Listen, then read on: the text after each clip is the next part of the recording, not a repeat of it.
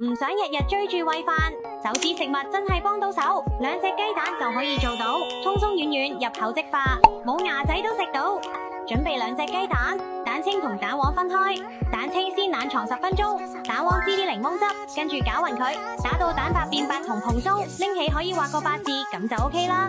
加入10克奶粉，撈勻佢，逐粒支落焗盤，中間隔開少少，咁樣焗完先唔會黐埋一齊。用100度焗15分鐘，等佢定型。接住落嚟打蛋白，又係炸少少檸檬汁，拎15克粟粉分3次加入蛋白，邊加邊打，打到拎起打蛋器，有企身小尖角就啱啦。